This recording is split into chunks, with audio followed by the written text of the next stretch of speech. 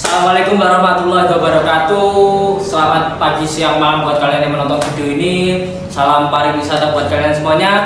Perkenalkan, saya Muhammad Wildan Pandega sebagai Ketua Umum HMPS Parsa tahun 2023. Saya Sandy sebagai Wakil Ketua Umum HMPS Parsa tahun 2023. Kali ini kita akan menjawab pertanyaan Q&A yang telah teman-teman berikan di akun Instagram HMPS Parsa.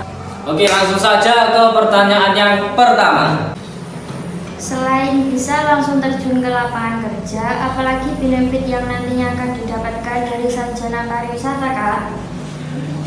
Benefit itu banyak sih. Nanti kalian bisa untuk terjun menjadi salah satu pelaku industri pariwisata jika nantinya lulus, atau nanti bisa menjadi dosen pariwisata juga. Lalu kalian juga bisa ikut dalam pengembangan industri dunia pariwisata, entah kita menjadi aktivis darwis dan lain sebagainya. Yang penting nanti dapat berimpact, outputnya untuk masyarakat ada, dan untuk memajukan pariwisata di Indonesia gitu. Pertanyaan berikutnya, matkul paling sulit di Parsa apa sih, Kak? Terus gimana cara kita menyelesaikan matkul tersebut? Kalau menurutku nggak ada matkul yang sulit, itu sesuai diri kita sendiri. Jadi semua itu tergantung pada kalian sih. Pertanyaan yang ketiga, pariwisata syariah, apakah sistem magang dan teorinya tetap sama? Dan apakah untuk magang itu tetap bisa ketemu dengan tamu asing? Yang pertama, apakah teorinya sama atau tidak? Kalau dari segi teori nanti hampir kurang lebih sama, karena kita di pariwisata syariah ini kan lulusannya menjadikan S1, tapi bukan S-Par melainkan SE. Kita soalnya bergabung di Fakultas Ekonomi Bisnis dan Islam gitu. Untuk teorinya nanti kurang lebih sama, karena kita nanti pada selanjutnya dalam perhitungan materi sama praktiknya itu lebih banyak teori atau materi yang nantinya kita akan bawakan saat praktik nanti, contoh di PKL atau magang nantinya. Lalu yang kedua, apakah kita bisa bertemu dengan orang asing? Kalau itu nanti kemungkinan bisa kalau kita magang atau praktiknya di tempat-tempat wisata yang kelasnya didatangi oleh orang-orang seluruh dunia atau mancanegara. Kalian kemungkinan bisa interaksi langsung dengan orang asing. Jadi perbaiki bahasa Inggris kalian, bagus-baguskan bahasa Inggris kalian agar nanti ketemu orang asing tidak kaget. Pertanyaan yang keempat, Kak, apa aja sih yang dipelajari di Prodi Pariwisata Syariah?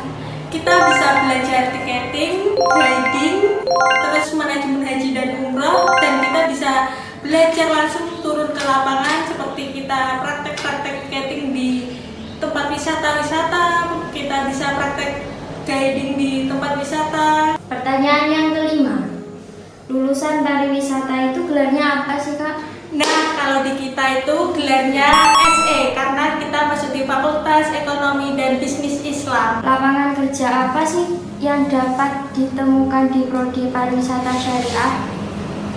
Lapangan pekerjaan apa yang ditemukan di Prodi Pariwisata Syariah? Paling maksudnya saat lulus ya, saat lulus itu lapangan kerjanya apa saja? Banyak. Kalian bisa nanti mendaftar menjadi syukur-syukur manajer hotel, bisa langsung diurai ya, manajer hotel, manajer satu perusahaan di bidang pariwisata itu juga bisa. Lalu kalian bisa bergelut di dunia food and beverage, itu bisa karena nanti kita maksudnya di wisata kuliner. Itu kalian bisa mengembangkan suatu destinasi wisata, itu bisa. Terus sih jadi banyak pokoknya. Jadi jangan sia-siakan kesempatan kalian bergabung di pariwisata syariah gitu.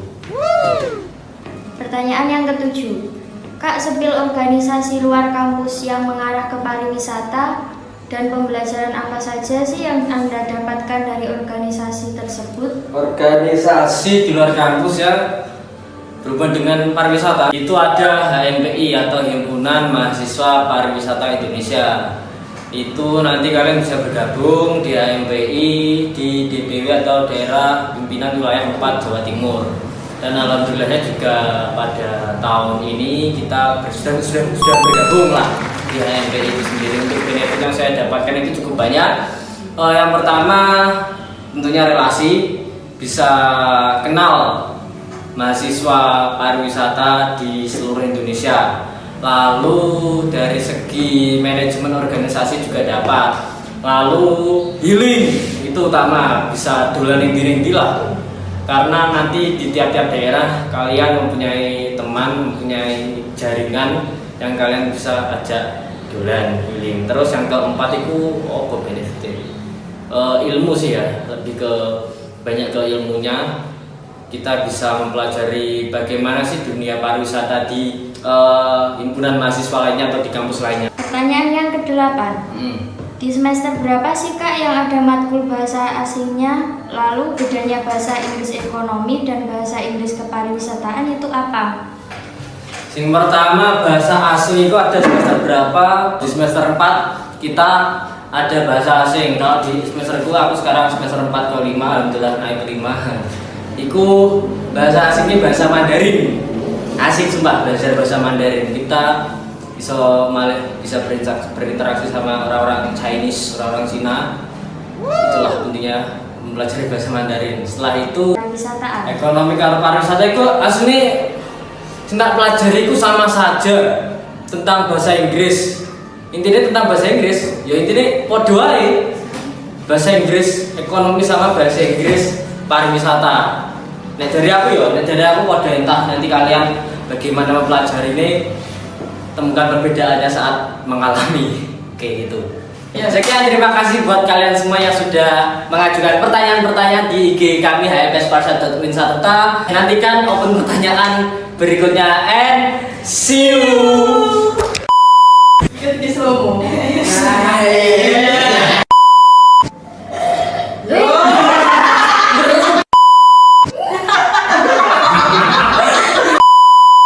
Pertanyaan Kalian coba kami.